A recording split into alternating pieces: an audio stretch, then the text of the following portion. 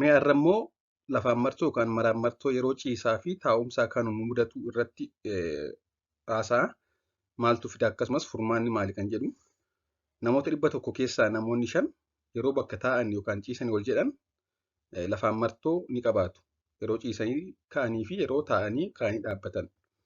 Wanti kun kan uumamu yeroo namni sun bakka ciisee ka'e yookaan bakka taa'u ka'ee dhaabbatu dhiibbaan dhiigaa tasa gad bu'uudhaan dhiigni ga'aan qaamolee keenya bira gahuu dhabudha. Ortostaatika hipootenshin jedhaman kun yeroo tasa kaanee dhaabannu kan yeroo tasa bakka ciisnu teenyu dhiigni qaama keessa ariitiidhaan gara sammuutti deebi'uu dhabudha. Yeroo akkasiis lafaan martoon dabalata ijatti nama dimsisaa'uu yookaan dimismisaa'uu qaamni namaa dadhabuu hanga kufuuttii fi yeroo xiqqoof confused ta'uun ni jiraata. Maaltu kanaaf carraa nama saaxiluu dabala jennee ilaalle tokko umuriidha.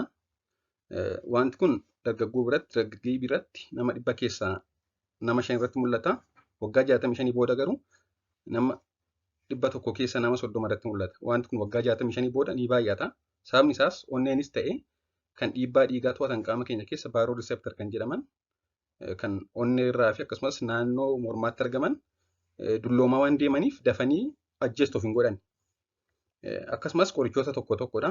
Qoricha dhiibbaa dhiigaa gad buusuuf kennaman antihypertensive irraa kan jedhamanii qorichoota gaggabdoof kennaman qorichoota dhibee narvii fakkeenyaaf kanneen akka parkinsaniif kennaman kanaaf nama saaxiluu danda'u. Akkasumas bishaan gahaa dhuguu dhabuu. Dehydrated ta'uun dhangala'aan qaama keessa yeroo hir'atu wanti kun nama mudata. Garbiroon baay'isanii nyaachuudha. Yeroo baay'isnee nyaannu dhiigni hedduun gara marmaaniitti deema. Splankling blood pooling jedhaman kuni. Akkasumas yeroo baay'isnee nyaannu insuliiniin hedduutu oomishama. Insuliiniin hedduu oomishamu amala hidda dhiigaa bal'isuudhaan akka dhiigni ga'aan qaama keessa hin facaane godhee marmaan bira akka baay'atu taasisa jechuudha. Yeroo kana egaa yeroo lafaa kaanu lafaan nu maruu danda'a. Kana malees yeroo dheeraa ciisaa fi taa'aa turuu.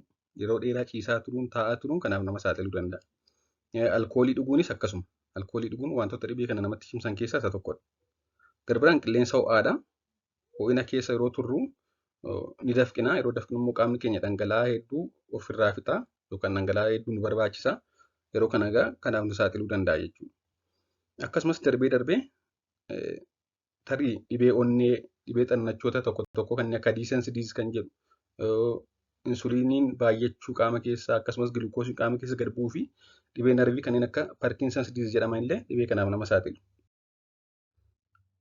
Namoonni kanaan rakkatan maal gochuu qabu ofuma isaanii kan jedhuu fi tokko yeroo bakka ciisanii ka'an suuta ka'uu. Fakkeenyaaf jalqaba cinaachaan xiqqoo ciisuu, sanaa booda miila sassaabbachuu, harkaan hiixachuu, ciisanii hiixachuu, akkasumas erga kaanii taa'anii booda xiqqoo gara qarqara sireetti hiiqanii taa'uun sanaa booda ka'uu malee ariitiidhaan ka'anii dhaabbachuun bakka ciisanii dhibee kana namatti cimsa. Akkasumas yeroo bakka teenyuu kaanu suuta jennee ka'uu. Yeroo waa miicnu, waa dhiqannu, fakkeenyaaf yeroo qaama dhiqannu, yeroo uffata uffannu, yookaan yeroo dalagaa adda addaa dalagnu taa'uun dalaguu. Yeroo bakka teenyuu kaanu wanta nu bira jiru qabachuun ka'uu. Akkasumas guyyaa guyyaan bishaan burcuqqoo 8 jechuunis hanga liitira 2 dhuguun qaama keessa dhangala'aan ga'aan akka jiraatu taasisuun barbaachisaadha. Kana malees bishaan ho'aan qaama dhiqachuu dhiisuu. Bishaan ho'aan qaama dhiqachuun yeroo hedduu faayidaa hin qabu. Kan faayidaa qabu bishaan qorraadhaan qaama dhiqachuu. Gogaa keenyaafis ta'e sammuu keenyaaf. Bishaan ho'aan qaama dhiqachuu wantoota lafaan martoo wanti fidan keessaa isa tokko. Yeroo ciisnu mataa siree ol qabuu yookaan boraatii yookaan tiraasii fayyadamuun ciisuu. Rakkoon fayyaa nu dhorku yoo hin jiraanne nyaata ashaboo qabu nyaachuu. Ashaboo nyaachuun dhibee kana nurraa ittisa. Hanga dhibeen fayyaa ashaboon dhorku hin jiraanne fakkeenyaaf kan akka dhibee onnee, dhibee kalee kana kan akkaatu hin jiraanne taanaan ashaboo nyaachuun gaariidha jechuudha. Dhugaatii alkoolii hir'isuu, xixiqqeessanii nyaachuu malee baay'isanii nyaachuu dhiisuu. Akkasumas sosochii qaamaa taasisuudha. Akkasumas qoricha fudhataa jirra yoo ta'e, qoricha yeroo dheeraaf dhibee gaggabdoofis dhibee onneefis yoo ta'e, yoo wanti kun rakkisa ogeessa fayyaa mariisuun jijjiirsuu gosa qoricha sana yookaan immoo qoricha sana dhaabuu. Namni dhibee akkasii qabu yoo mana yaalaa deemuu qaba jennee ilaalle darbee fakkeenyaaf yeroo bishaan dheebonnee beelofnee yookaan ho'a cimaa keessa jirru akkasumas sa'a dheeraa taa'aa yookaan ciisaa yoo turre wanti kun nama hedduu irratti ni mudata kan rakkoo qabu miti.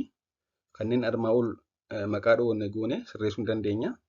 Haa ta'u malee yoo guyyuma guyyaan nu rakkise yookaan yeroo akkanaa tariitii sekoondii muraasaaf wallaaluun illee yoo jiraate dirqama ogeessa fayyaa mariisuun barbaachisaadha. Galatoomaa.